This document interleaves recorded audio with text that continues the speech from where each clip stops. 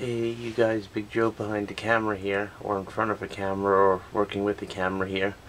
Just want to talk about something I've noticed, and this has come about since I've been watching pro wrestling a lot of my life. Yeah, I know I'm a geek, keep laughing and pointing.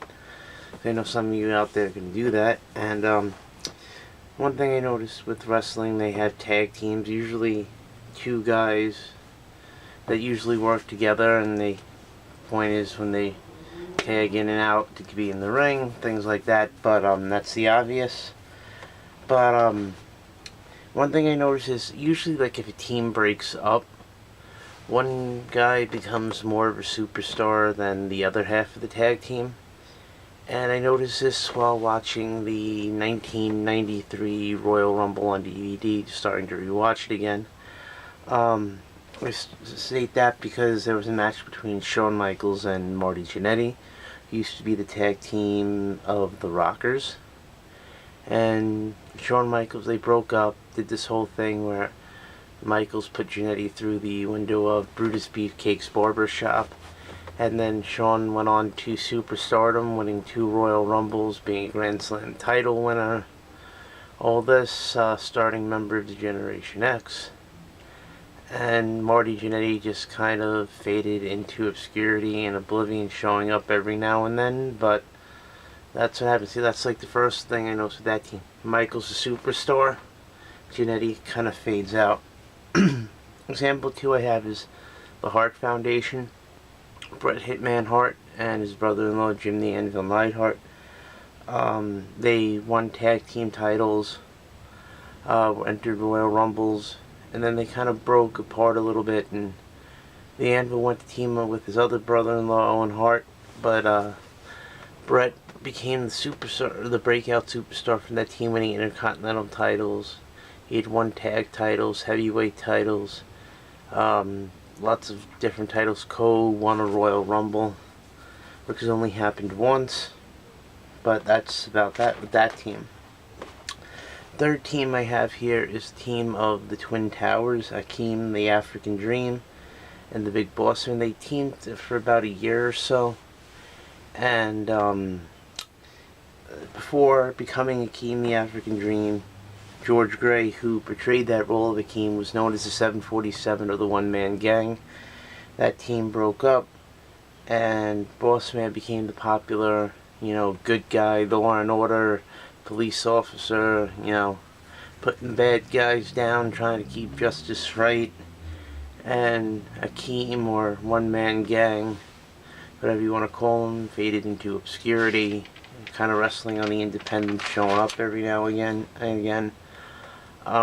Next team I have on this list with the breakout star thing was Demolition. Started with Axe and Smash, and then later on Crush was added because Bill Eadie, who portrayed the role of Axe, started coming down with severe food allergies, so they needed a third member of the team, so that way, in case he couldn't wrestle, there was another member there.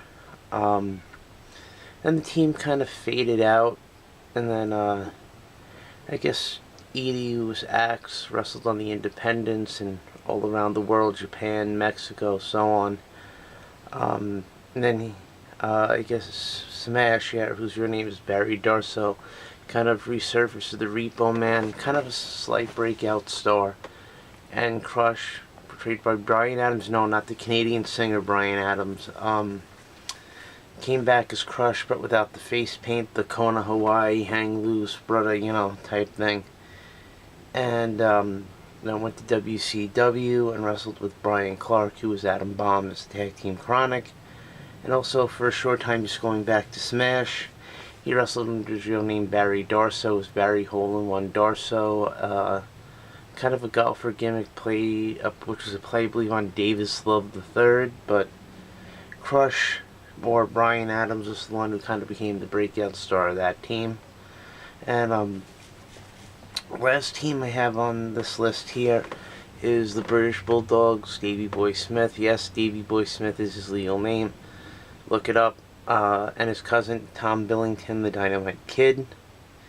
And might add, Davey Boy Smith, another in-law to the Hart family. but that's a different story. Both were big all over the world, like in Europe, Asia, South America, North America, Canada, down the line, Japan. And then they came to WWE, won the tag titles a couple of times. Then the team kind of separated, and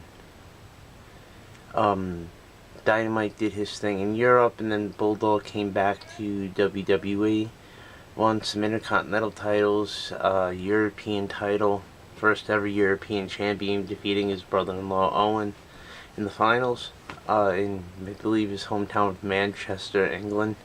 I hope or Leeds. I hope one of those is the right city. If there's anybody from England watching this, just let me know whether I'm right or wrong about those cities. And then Dynamite just kind of went off the face of the earth, kind of because of injuries and not being in good shape and retiring from the sport. But in that case, the Bulldog became the big star from that team. So going back with the teams, you have Shawn Michaels from the Rockers being the big star. Bret Hart from the Hart Foundation being the big star. From the Twin Towers, the Boss Man being the big star. From Demolition, Crush became the big star from there. And the last team I have here, the Bulldogs, British Bulldogs, Davey Boy Smith became the big breakout star from that team. If you can think of anybody who is a wrestling fan, if you can think of somebody else who became a big star from a team, put it in the comment, or you could link it to my, send it to my Twitter, which I'll link in the description box or in the comments. So, peace out, and see you when I see you, and keep watching that wrestling. And that's about it. So, again, peace. I'll see you when I see you. And out.